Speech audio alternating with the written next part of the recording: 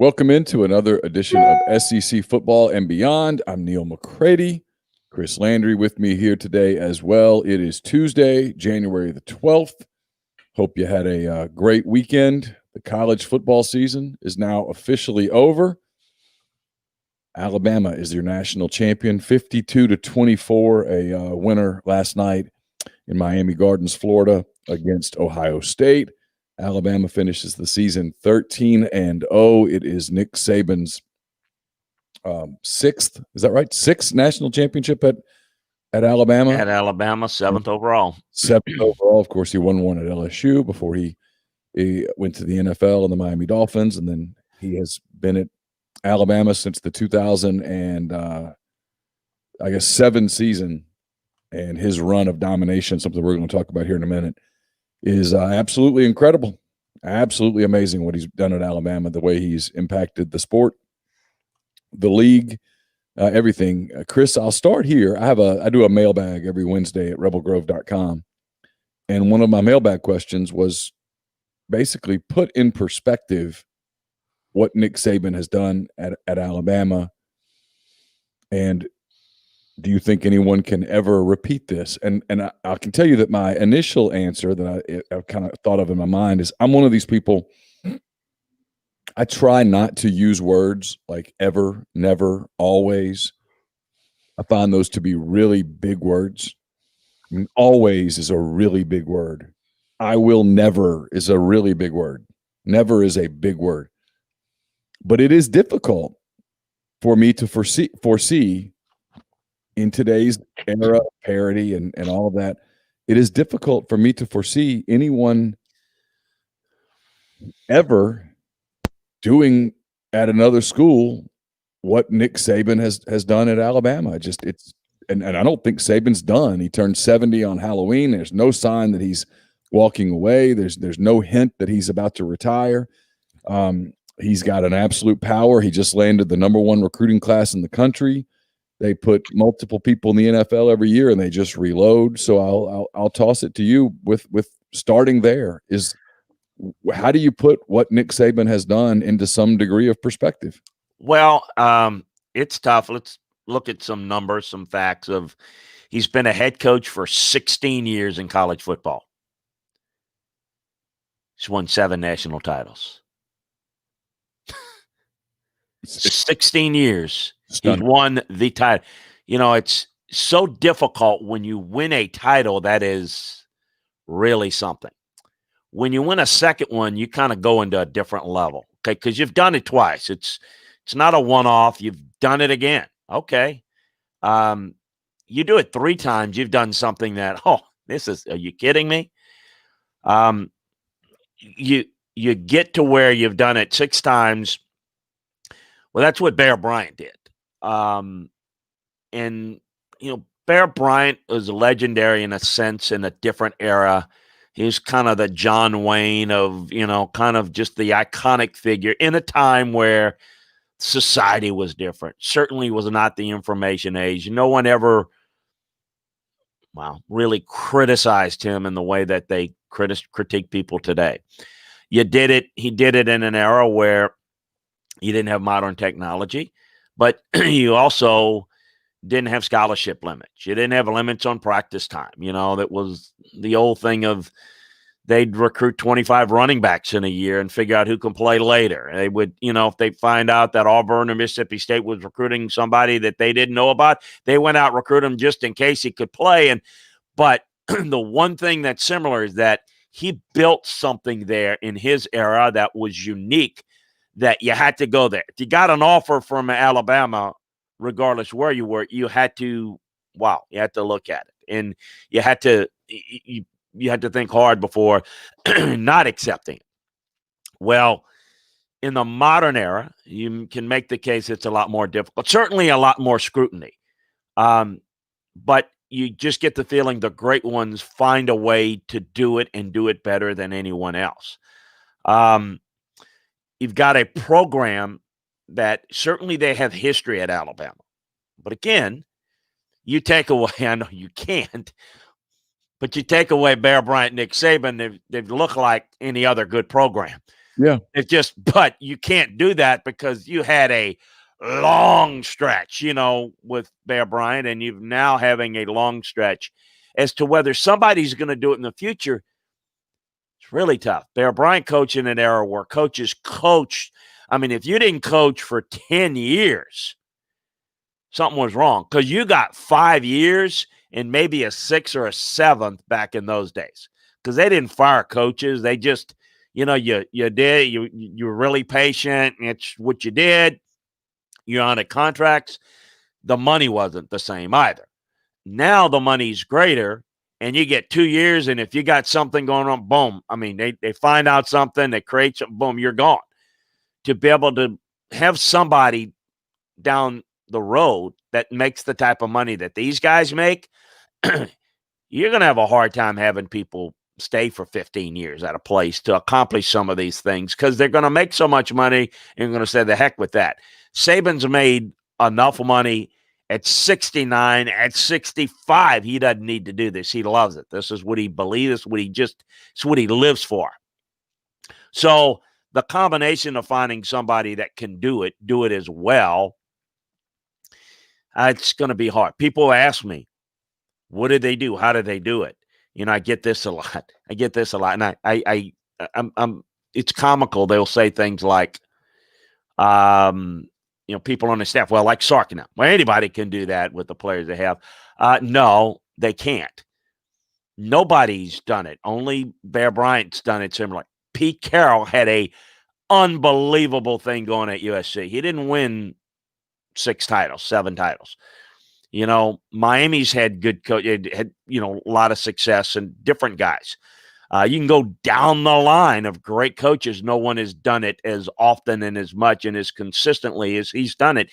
And it's not because it's the system. It's the fact that he's constantly willing to adjust. So people will say things like, well, you got great talent like Devontae Smith, and what a phenomenal year he's had. Devontae Smith, I'm looking at it. Year 1, so early in his career, he catches that touchdown pass. He was a young pup that couldn't run 2 routes successfully. He could run the go route and everything else. So when people say, oh, it's just anybody can, no, nobody can do it like they do it. They identify the best talent. They can find a Christian Barmore who had one offer. Well, he had plenty of offers after Alabama offered, but he was committed to Temple in Philadelphia. Find a guy like that, yet they get a lot of 5-stars too. They identify the right guys.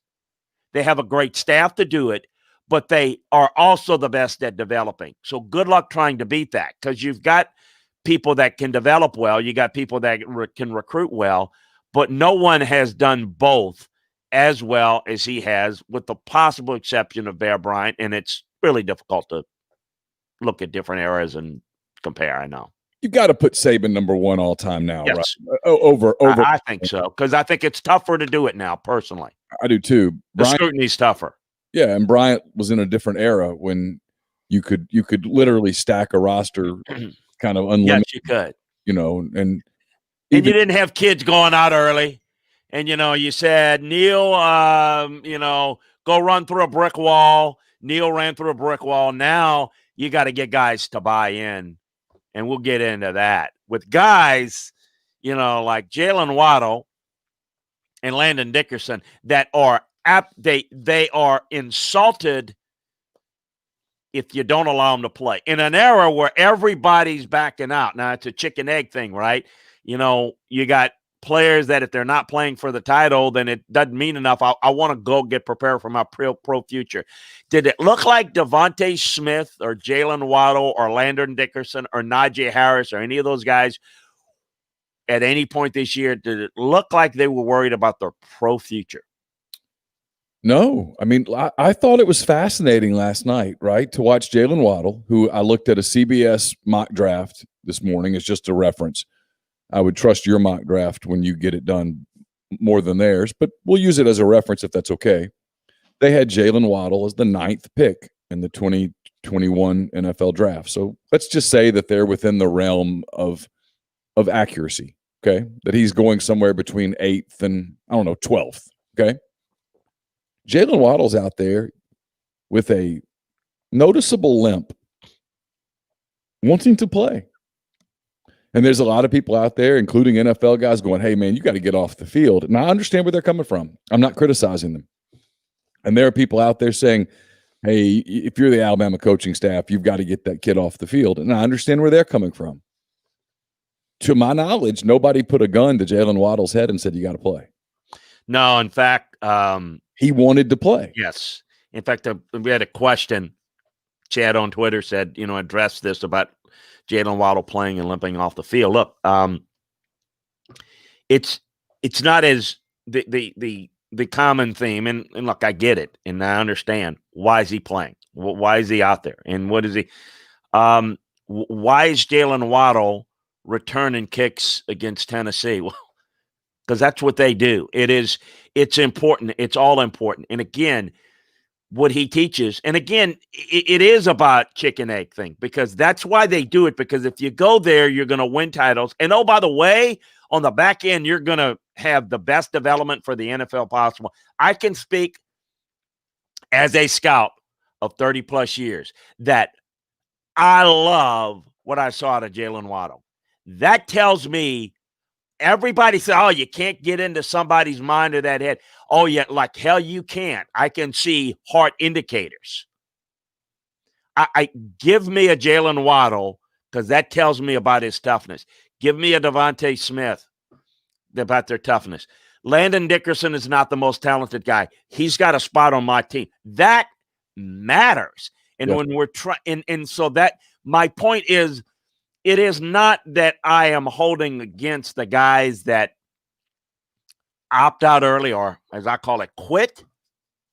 They're protecting their future and they become really successful. But I got to tell you, there is something that tells me about, okay, there is something in my mind that says, is this the guy that's going to lay it on the line? Oh, he's in the NFL now. I just paid him a lot of money. If he's in a contract year, am I going to get the best out of him just this year?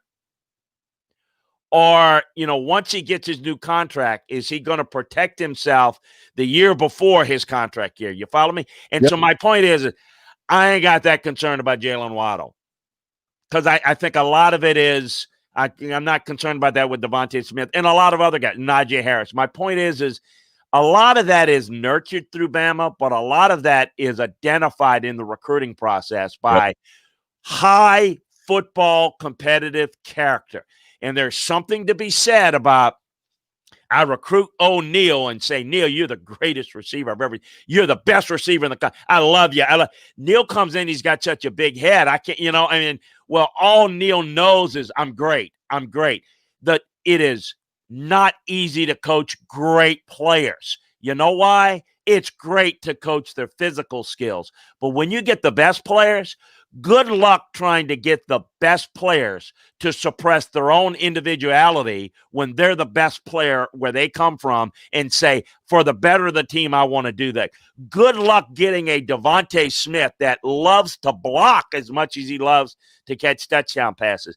That's an art. That's a unique quality, and they buy in. And that's why when people say, go hire a Saban guy, go hire a Belichick guy, go do this, it is not the plan. It's not the process that you can take and bring over and plug in like an electronic piece of electronic equipment. You've got to build that culture to where the players buy into that.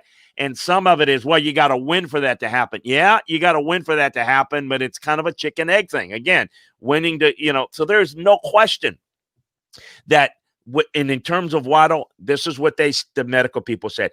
He can't injure it anymore by playing. Well, of course, when you play, you can get injured. You could re-injure that, or you can injure something else anytime you play. But the point is they didn't force him. He wanted to play. And if you're a coach like that and you preaches that, and they really want to play, and they really want to do it, I don't think he feels comfortable denying him that. That's something that you've got to. The criticism is warranted, but And they finally took him off the field. They did. They did when it said, "Hey, look, all right, I get it. You had it. you're done. It's not like, I'm sure Landon Dickerson said, look, let me start. I can get in there and give you a quarter. No. They got him the 2 snaps. He just had surgery. The son of a gun wanted to get full dressed out. What do you do? Dress out. You know what I mean? So that means a lot, and it says a lot. So my point is that, okay, did it really damage Waddle's future? No, but look what that does for next year's team, which, by the way, Nick is already thinking about, next year's team hasn't won anything yet. That you're starting over. That's what motivates him. So that's the whole point that people don't get. But we live in a Twitter world where get him off the field. It doesn't matter. He's hurting. That's the problem that we have now. There's always injuries, and quite frankly, there is Nick understands how to help kids protect their future. There are things you can do. But the bottom line, if you're a football player, play football. I want to see as a scout, not just your talent, but your heart. And their heart indicators, and I can see that a little bit. So, I think that I got not any problem, but that society we live in, Neil. Oh, don't play in it. Don't again, sit out, do that. That's why you have, and then the same people ask the same question. Well, why can't fill in the blank be like Alabama? Because they don't play with the same type of inbuilt culture of the key word. Team first. That's the key word. The key word is culture. When you watch them play, and you watch a night like last night, where Devontae Smith, who, by the way, in the same mock draft is slated to go 5th or 6th, I can't remember where, going to make millions. He's won the Heisman. He's won every award, the Blitnikoff. He's won every award that he could win. And he's out there with a broken or dislocated finger, wanting to go back into the game. Now, to Alabama's credit, they're like, no, you've done enough. We're going to play some of these other guys. You go over there and start basking in your accolades for a minute. But it does tell you a lot about their culture, and it always makes me wonder, what must their practices be like on a day in, day out basis when you have that many people who are that competitive, that team-oriented, that process-oriented, the part of the Saban mantra that I think the kids buy into, which is process. I think they buy into it. It makes me wonder if in reality they win their games in the offseason. They win their games during the week. They win their games with guys that like to practice, that like to be perfect, that like to dominate. And then they win with guys who are patient. I mean, it gets overshadowed because his wide receiver won all the awards, but Mac Jones at a lot of places would have left and gone elsewhere. At Alabama, he stayed. He waited his turn behind Jalen Hurts. Then he waited his turn behind Tua Tagovailoa, not knowing when that turn would come.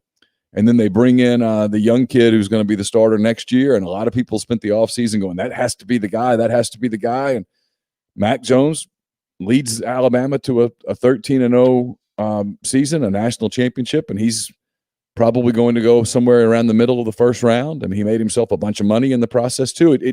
There's just a lot of storylines with this program that it's almost hard to pick how you prioritize the stories as it pertains to Alabama. They're the dominant program, the dominant coach, and then they have all these dominant players that come in and do it in the same way over and over and over, and they just reload. And let me tell you, it starts with how they recruit and what they tell them in recruiting. So like a Mac Jones, see, again, a lot of people, I talk with a lot of coaches about this. They're into the sell.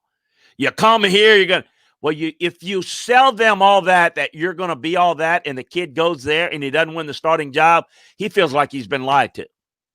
Well, he's not being lied to, but he's been sold that you come in. Well, if they're telling you that, son, they're telling other kids that too. You got to go earn it. At Alabama, the way he does it, he tells them, Mac Jones, look, this is what I got. But he told them, look, you've got a chance to develop, but it may take you time. Well, Mac Jones was comfortable doing that. So through the evaluation process, if he sensed that Mac Jones was, no, I want to go where I can play, he would have pulled that offer or wouldn't have made an offer. But the fact that he knew he needed to have a guy like that. Nick did not know Mac would be this good this year. He knew that he had a chance to be pretty good, but he also knew he needed to be developed. And for people who don't know, he was going to go to Kentucky, and he would have had a chance to play early. But in the evaluation process, he knew that kid was, hey, look, I want to go to Alabama and learn from the best. This is what I want to do. And I understand that I'm in that play. And there was no guarantee last year at this time that he was going to be the starter over a hotshot freshman. But he earned it. He was given the chance. So when you do it that way, kids organically get better, improve, earn their spot. Young guys can come in and start right away if they earn it. Very rarely do they need it. But if they earn it, they can do it. They have a role. And I mention again, people will throw out, and this is true, you've got guys, like Ruggs and Waddle and Judy and Smith, all on that team. But they weren't all the guy. They all had to wait their turn. They all had to play their role, and they all bought into it. You think in other places, any equivalence of those four guys, any chance of those four guys? And I realize that they were all on the team last year. They all weren't this year. But the point is most places, most of those guys leave. Wan'Dale Robinson's leaving Nebraska, because he's a leading pass receiver at Nebraska. He's leaving. Things are not good. Culture's not, whatever. The point is when you build the culture, you build the foundation, you create competitive nature, then all of a sudden, everyone understands that if I do that. And here's the thing is, in the NFL, there's the highest respect for Saban. And so kids know that.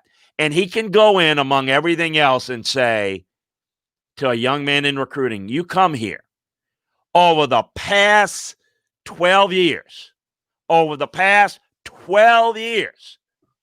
everybody that's come in as a recruit and stayed 4 years, every single one of them has won 2 national titles. You come here and do what you're told. It's like water skiing, man. I mean, you go to ULM for water skiing, you're going to win championships. You go there, you're virtually in a world of no guarantees, death, taxes. You're probably got 2 coming. I mean, that's a sell point. Now, but you got to get the program to that point. So people who will say, oh, we'll see how good Sark does calling up plays at Texas. No. What's going to be the key for Sark is how well can he build a culture there that can do all those things. Play calling's never been an issue for him, but play calling in and of itself is not enough. That's his role there now. And boy, what a great job he did dialing up plays. Yeah, he's a hell of a play caller. But calling plays is not enough. You got to do more. And it does matter that you have talent. But you know what? I've seen a lot of guys with a lot of talent that don't win it all, and they certainly don't win 7 national titles. All right, we've had 2 people ask this question, so I'm going to put it up here from Brett. This year's Alabama versus last year's LSU. If they both played, who wins? This year's Alabama team is better. I mean, you never know who would win, be close. This year's Alabama's team played an all-SEC schedule. And people will look at stats and they'll look at, there was 0.7 more. LSU had to play the tough schedule, but against an SEC schedule, this Alabama team actually scored more points per game. Here's the difference. Alabama's offensive line is better than LSU's offensive line. Alabama could put a game away. This year's team could put a game away with their run game. So everyone says they use the terms that take the foot off the gas against Notre Dame and Ohio State. No. That's by design. They believe that you get points out of the passing game and you win the game by running it. LSU could run it with Clyde Edwards-Helaire, but they ran it against 6-man boxes and they ran out of spread. So it was good. It was great. But I think that this year's Alabama team would have beaten LSU. First of all, let's remind folks that last year's Alabama team, with their injuries, injured quarterback and everything, was 5 points difference. I mean, it was just, now I thought LSU, the game was a little bit more, felt more than a 5-point game, but that neither one could stop the other. No, I think this team is better because you've got superior coaching and you've got superior line play.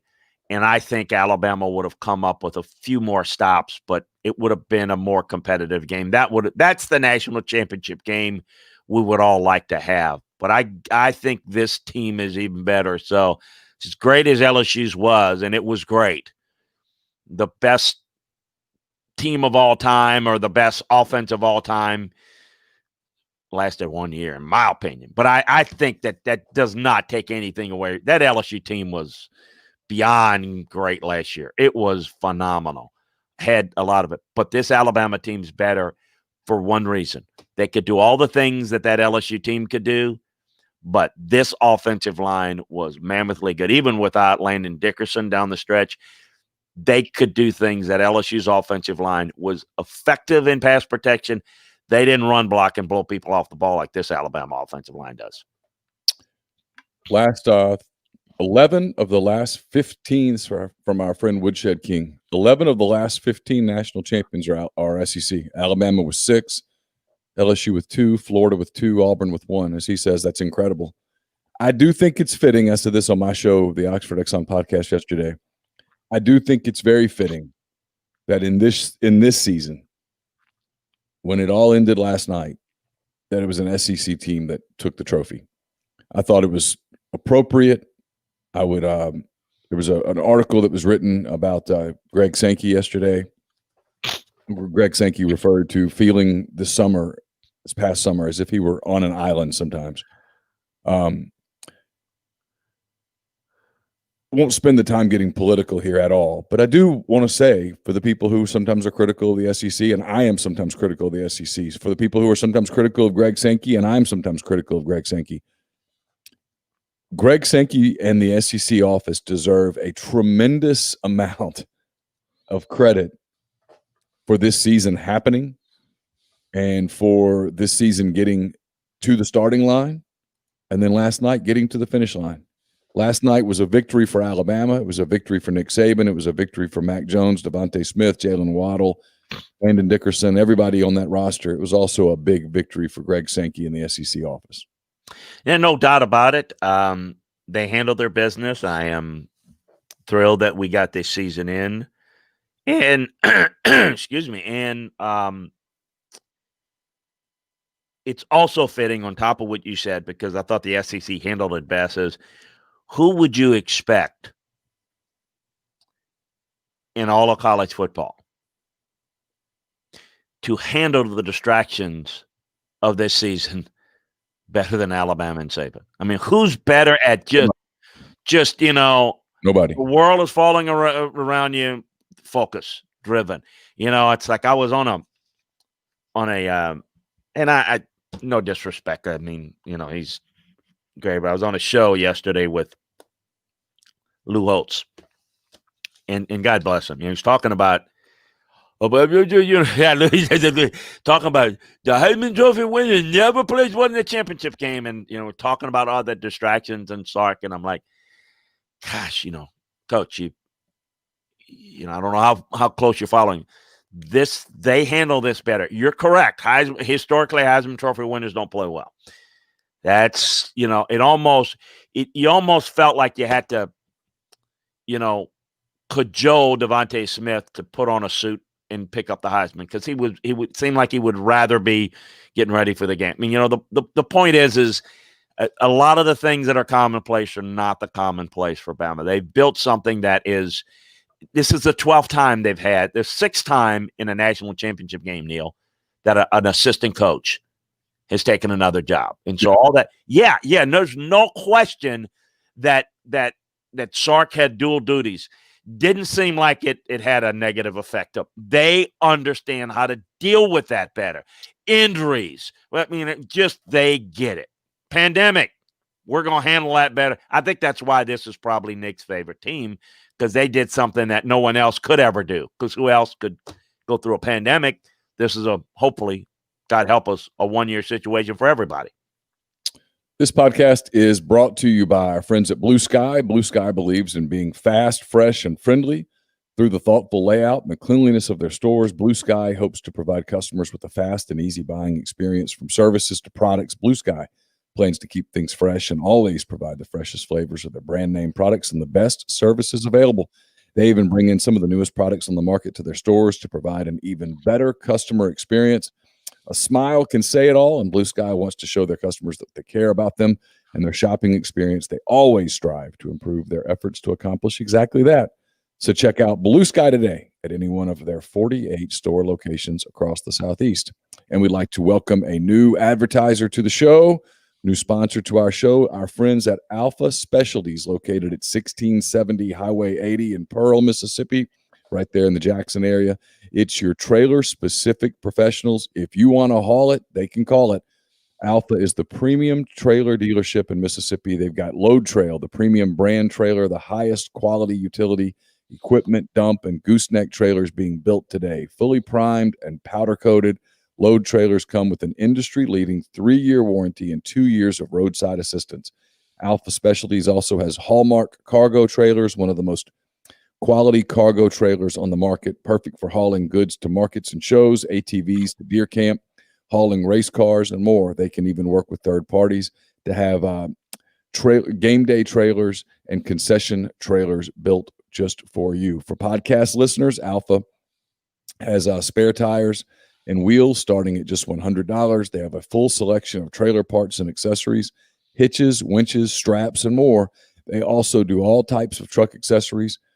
Listeners can also get 10% off a yearly trailer service and inspection at Alpha's full service shop. They also can repair all types of trailers, concession, horse, utility, enclosed, gooseneck, and RV. So give them a call at 601-932-9738 or check them out at alphaofms.com. That's ALPHA of MS.com. And make sure you tell them you heard about Alpha on the MPW Digital Network of podcasts, which includes this one, SEC Football and Beyond. All right, Chris, we're going to get into some coaching news. But before we do that, it's never too early, and everyone does it. They do it right away with the immediate early top 25 for 2021. I've got ESPN's up right here, just as a point of reference. Top 10 is Clemson, Alabama, Oklahoma, Georgia, Ohio State at 5, Texas A&M at 6, North Carolina, Iowa State, USC, that's Southern Cal, in case anybody's wondering, and Indiana at 10. The rest of the top 25 is Cincinnati, Iowa, Oregon, Washington, Notre Dame's 15, Florida 16, Wisconsin 17, Ole Miss 18, ULL 19, LSU 20, then Texas, Penn State, Coastal Carolina, Liberty, and Miami. Anything stick out to you there? Well, I was just trying to make a note here of I was listening to you, but more trying to figure out kind of what I would do and do it by conference. I would throw in terms of the top tier, certainly Alabama, Georgia, and A&M in the SEC, Clemson in the ACC. I think North Carolina is good. I don't know that I put them in that elite group yet. Oklahoma, I think with Woods coming back, Iowa State's going to be really good again. Look, I mean, I think USC's good. I just don't trust them enough. But that's and I think certainly Ohio State. They're reload. Those are your teams. I mean, it's not going to be we can pick the Final Four next year right now if you like to. And we've just mentioned the teams. You don't need to go any further than that. It's going to be out of the four. It's going to be one of those four. I mean, it's going to be within that group. And I gave too many teams that really won't want to have much of a chance. No, I don't see anything that would jump out at me that would say would be really, really off. I mean, Indiana will be good. Cincinnati will be good again. I think there'll be some good teams and that are not in that elite tier, but in terms of the upper echelon, it'll be more the same. By Ole Miss that high? Where they have them? 16. No, I'm sorry.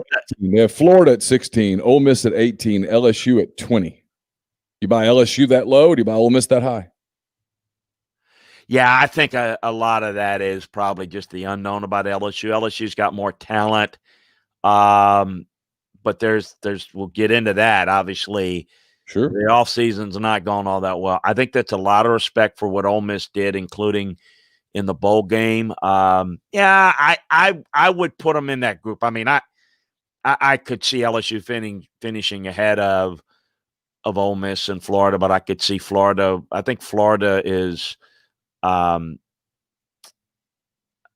I think 16, 17, 18, 19, 20. I think that's all in the same group. I mean, I think you can flip them around and put them in a different order, but that's kind of how I see it.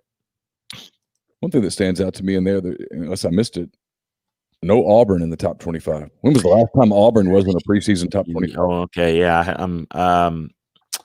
Yeah, no, a lot of changes, a lot of unknowns. Yeah, like you said, it's means apropos of nothing, means nothing. And then we'll kind of see. And then what I'm excited about, and I'm hopeful, and I'm gonna make this assumption until somebody tells me different, that we'll get a spring in where everybody will somehow, some way get some work done in a spring, and by summer, when we're talking about the upcoming season, it's, we're not talking about who's going to play, if we're going to play, and that'll be to bed. Thank God.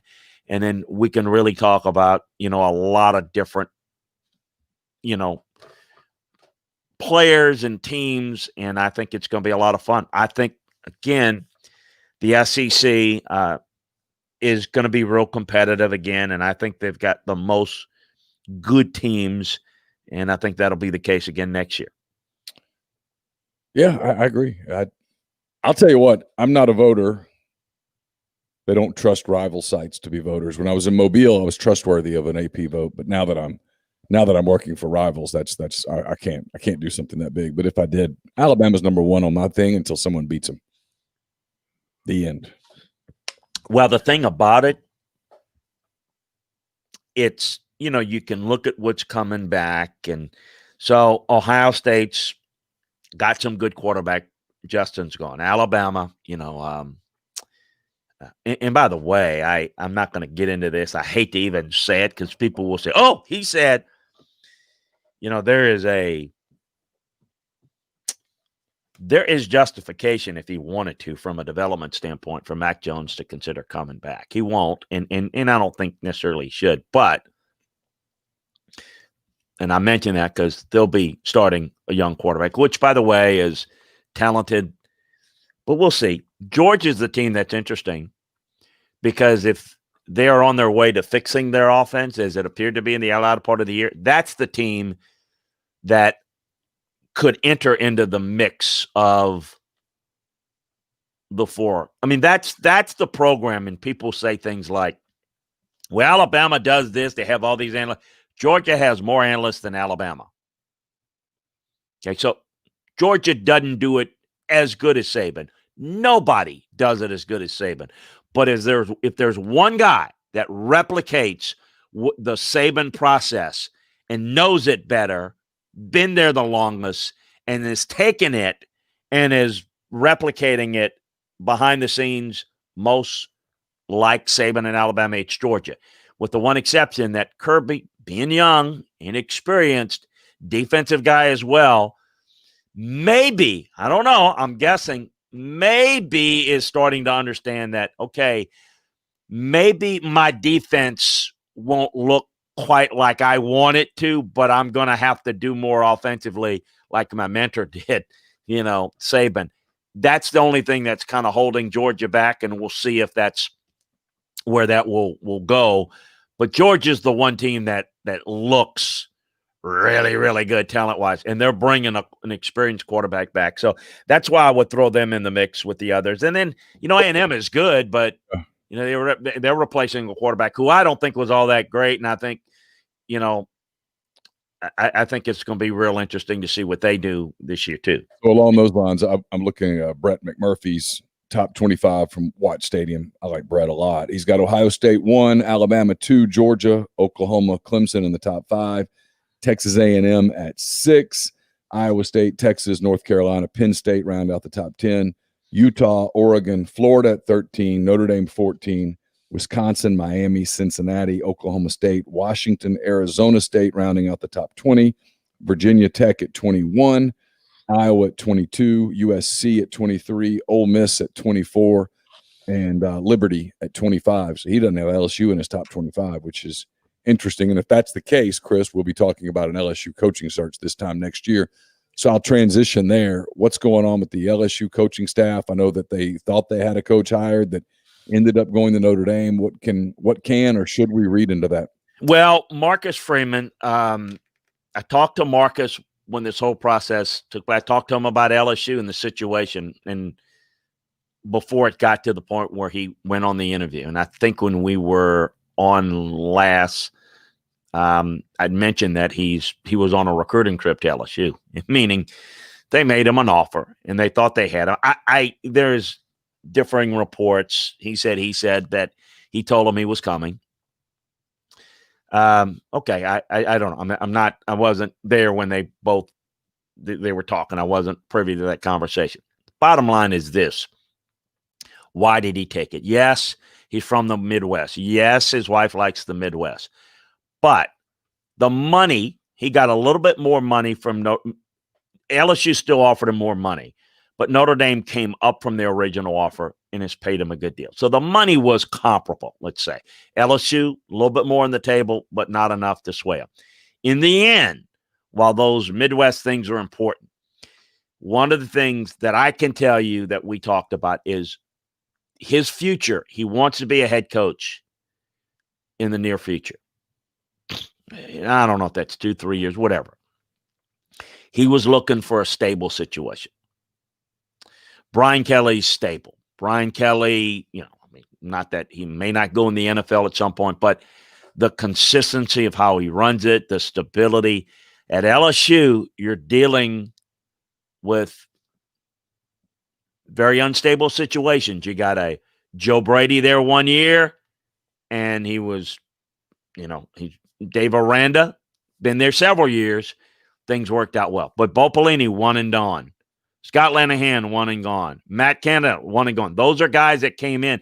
And in the coaching profession, coaches don't look at all those guys are bad coaches. They look at it and say, well, there's a pattern there. There are 2, 3, 4 guys that come in and they're gone. What's the deal there? And so I think he looked at that LSU situation that it had upside, but it had volatility. And you just kind of alluded to it. And coaches want to have a chance, assistant coaches, that in any coach, head coaches, assistant coaches, give me a chance where I can control my fate to a certain degree. And I think in this case, you wonder a little bit about the stability. It did not help Ed Orgeron hurt himself in the coaching profession when he made veiled criticisms of Dave Aranda last offseason. In him, he's just trying to pump up his fan base. But that makes a slight to a guy that's very well respected and very well liked in the building and in the coaching profession.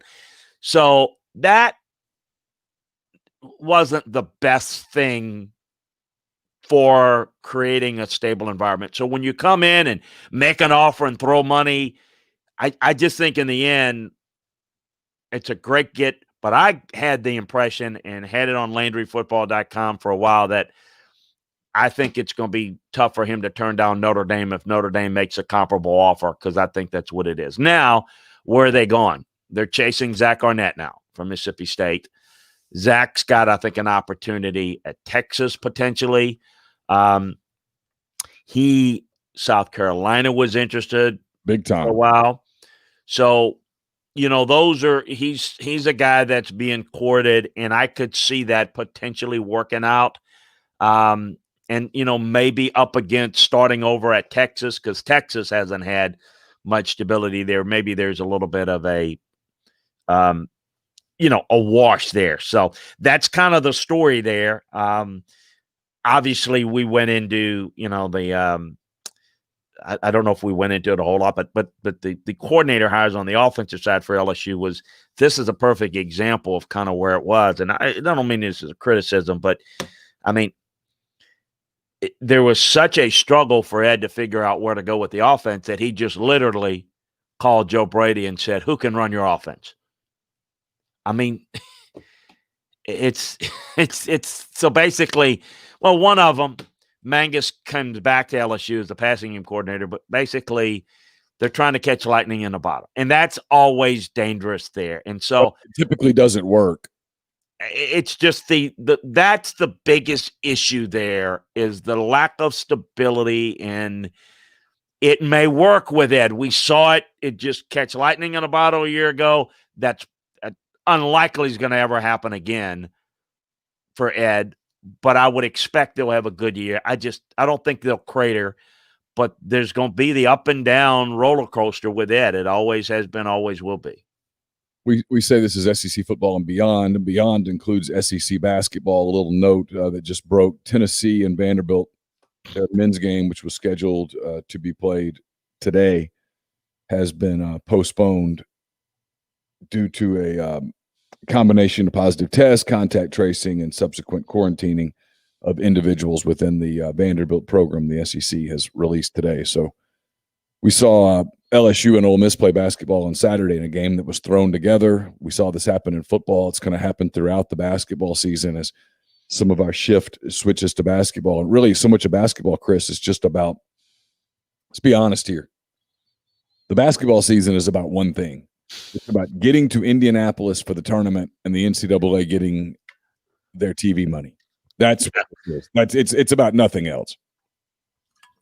And to be honest with you, I probably won't watch a college basketball game until we get to the tournament. I mean, it'll be on TV while I'm working and doing film work, and I may kind of keep up, so-and-so won, or, this and that. But I think college basketball, I don't know how you feel about it, is going to a 1 month a year sport anyway, in a normal environment. This year, it's more than ever. You're right. And it's become very niche. It's hard to watch at times. I'll tell you, on Saturday, I watched the first two playoff games, and my daughter was here. She was leaving the next day, and my birthday was Sunday, so we were doing some birthday stuff on Saturday and all that. But I was like, well, I need to go watch the game and write about the game. And LSU jumped on Ole Miss to a point where it was kind of difficult. There wasn't a whole lot to watch. And you're sitting there saying to yourself, who all's going to read what I'm about to write? Not many people, but I got to do my job. The point is the game was to me, the college basketball product, unlike the college football product, the college basketball product is as much about the things around the game as it is the game. And so what makes a college basketball game entertaining is the students on top of the court, all the the noise, the bands, all that stuff. When you take that stuff away and you make that product be about nothing but the basketball, it has a hard time living up.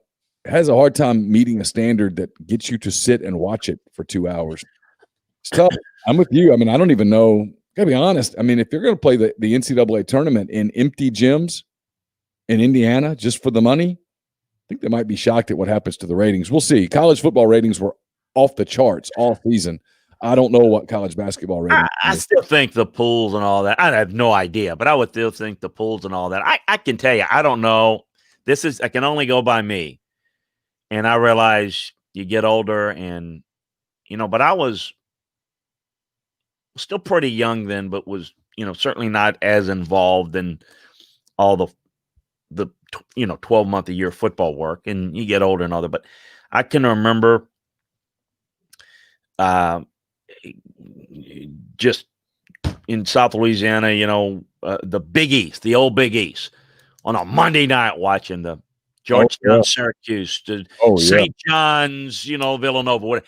That was as good as it gets. And, the ACC and the SEC and everybody. I mean, it just seemed like it was not. I guess it's like anything else. Your life goes, and for me now, I always say what's changed for me as football is 12 months a year because you didn't have NFL free agency. You didn't, it's you got recruiting, you've got NFL free agency, you got the draft, and you put all that to bed, and it's May and it's June and July, and you're getting ready for the football season, and it's like it's 12 months. And so I may keep an eye on it, watch it, but it's not the same, which is why I know we're excited here. We'll talk about a lot of stuff, but people I may be wondering. I'm wondering if people are out there thinking, well, what are you guys going to do now since college football season's a bit? We're going to talk college football, and sure, we'll talk NFL, we'll talk draft, we'll talk a lot of stuff. Football is so. In fact, I noticed this with the website, Neil. There's more information in the off season than there is during the season because it's constant. It's transfer portal. It's recruiting, even with early recruiting out of the way. It is just. The coaching search stuff will continue and will affect. I do my coaching stuff all together, college and pro in one, because there's a lot of bleeding over from one to the other and what happens. And so there's just no shortage of information. And then tracking and evaluating spring and transfers and what's going to happen. And it's a busier time. So we'll be here for it. There's no question about it. Hey, real quickly. So I'm expecting Kyle Flood to go with Sark. I've not been told that officially, but considering their relationship, I think Kyle Flood's going to go. Now, what's also interesting is Sark is going to keep Andre Coleman as a receiver coach and Stan Drayton as running back coach. So he's pretty much kind of rounding out his staff. Got defensive coordinator. Again, offensive line, if Kyle does go, that'll be it. Maybe run game coordinator. So I'm wondering how many of the guys Bama will have to replace. So does that mean that Holman Wiggins will stay? Jeff Banks will stay? Would Kyle Flood consider staying? I don't think so, but some interesting things there. And then now that the game is over, I felt for a while and mentioned it and wrote about it that Bill O'Brien will be part of Nick Saban's staff in some capacity. How they want to do it. Because I know Bill and I know Bill's relationship with Bill Belichick and Saban. When he got let go at Houston, remember that was during the season, he and Nick have been kind of communicating a little bit through intermediaries because Nick don't spend a lot of time talking about coming together and coming to Alabama and looking at things. So there's been a lot of talk about Bill O'Brien, a couple of weeks ago, went to Tuscaloosa. He actually has been there before, actually has been looking at film and doing things since he's been let go with Houston. So now his theory, and people wondering why is he doing it, because he's trying to he's one of the next in line that's trying to resurrect his career, right? He's got a reputation of guy was pretty successful as a head coach at Houston. GM didn't work, fired, what have you. He wasn't really in the mix for any of these head coaching opportunities, but that's a guy with his background at Penn State, and he can rejuvenate his career under Saban. He's the next guy that could take that job, former head coach, college and NFL level, that could be the reclamation project. So he's going to be part of it. We'll probably get the offensive coordinator title, and that'll probably be I don't announce whenever Nick decides to announce it, I guess. Do you anticipate Pete Golding staying in Tuscaloosa? I absolutely do. Yeah. Unless there's another opportunity that he wants to go and fly his wings. Let me say this. A lot of Alabama folks criticize it. Pete Golding runs Nick's defense the way Nick wants it run. Okay? There's a difference. Pete will take the offensive coordinator, Bill O'Brien, Sark, Kiffin. Here's what I want. This is kind of what I want to have done. You go take it, and this is how you want to do it. I'll oversee it and look at it. The defense is Nick's. How it's done, how it's looked, all the minutia, that's all Nick. And so it takes a while for a young guy to learn it. Look how long Kirby was there. Kirby was a young guy. I'm not saying that Pete's Kirby. I'm just saying he's Kirby and that he's a young guy. You are not going to see him go hire the defensive equivalent personality-wise of a Sark or Kiffin or anything that's going to come in and run the whole defense. You come in, you're running that. So he's doing what he wants. So if you want to criticize Pete Golding, that's fine. Criticize Nick because he's doing it the way he wants. Now, is it always as good as Nick wants? No. But remember, too, that the days of Alabama shutting people out are gone, because as long as you're going to run an offense like they're running, giving up 24 points, giving up 27 points, 28 points, that's going to be the norm. You're not going to be holding people down to 10 or 17 points anymore unless the offense that you're playing is bad. So they do that against some teams. Those offenses are just not very good. But against good teams, like in the playoff caliber, they're going to be giving up 24, 27 points. I don't care who it is, because the pace of play and how they're running their offense is going to affect how you play defense. He said that. Now, RPOs, basically RPO, by definition of the old way, is illegal. I mean, you're blocking down. If they're not going to call it, we're going to adjust to it. That's kind of the impressive part about what Nick's doing. He doesn't like the way the game is. He's just adjusted to it. One of the things we'll also be talking about in the next few weeks is recruiting. We'll be talking about the transfer portal. There's a question from Spartan Barton here about Eric Gilbert. We haven't talked about him. How likely is it? He wants to know that he transfers to Florida. I don't know where this kid is going. It's one of the intriguing dramas of everyone assumed it was Georgia going home, but there is some interest in Florida. And I think the real key is, again, what did we talk about all day? Hey, if you're Eric Gilbert, what are you thinking? Kyle Pitts. Saw that last year. I want me some of that. That's how they utilized him. I think that's the intrigue there. A couple minutes left. NFL playoffs. There were 6 games. Pretty entertaining. Anything stick out to you as giant surprises, or how much you? And then we'll talk about it on Friday, of course. But how much you're looking forward to what I think is the very best weekend of the NFL, which is the divisional playoffs. Just can't tell you how surprised I was with Cleveland. Not that I expected Pittsburgh, who clearly was not the juggernaut that their unbeaten record indicated through most of the season. I didn't see that. I did not see that. I mean, we're talking about a Cleveland team that struggled against a Pittsburgh team that was sitting a lot of guys in the last week when Cleveland had to win the game and they struggled. Now you take away the head coach, you take away a couple of other assistants, you take away a couple of key players.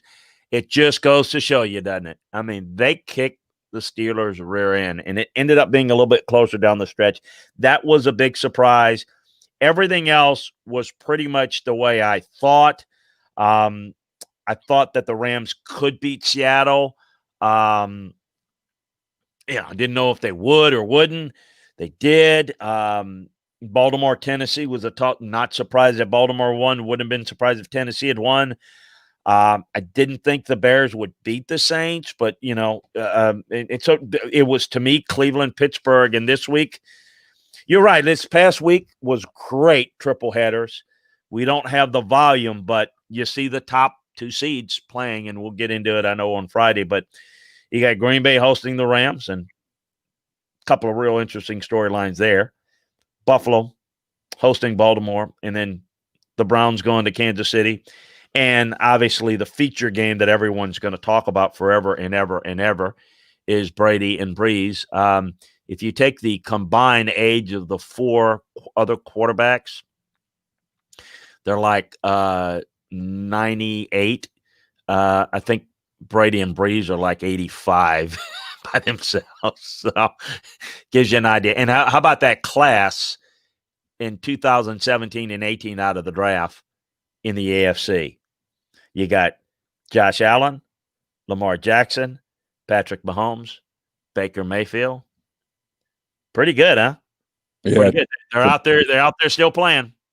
It's funny you say that, because I thought it was big weekends for Lamar Jackson winning the game in Nashville. I thought it was not that he needed to vindicate himself. He didn't. I mean, it's obvious he's one of the great players in the league. But there was beginning to be the rumblings of he can't get it done in the playoffs. He got it done in the playoffs. It was a big day for Josh Allen. I think Buffalo has a really bright future. You might know better than I do, but I think it's a really bright future there. And then Baker Mayfield, a guy that, a year ago people were doing he's a bust stuff. And boy, he played a phenomenal game in Pittsburgh. So it should be a fun slate of games this weekend. We'll talk about them. You just touched them. We'll talk about them in depth on Friday. We'll talk about what the latest is with some coaching stuff that I think will happen now that the season is over. And reminder, I know you got it up on Rebel Grove. Follow us at Landry Football. A lot of the coaching search stuff we've got for you. So, I know a lot of you that listen we got stuff that we probably would never get to in this show, but stuff going on at Purdue and Illinois, and Brett putting his staff together, and all the NFL stuff and the minutia, what really happened in the Philadelphia Eagles situation, all of that. We got all that for you. They're certainly going to be breaking down the playoff games, transfer portal, LandryFootball.com, Rebel Grove. Check it out. We think you'll love it. Yeah, absolutely. So that does it for today's show. We'll be back on Friday morning with another edition of SEC Football and Beyond. Until then, have a great week. Stay safe. Take care, and we'll talk to you soon.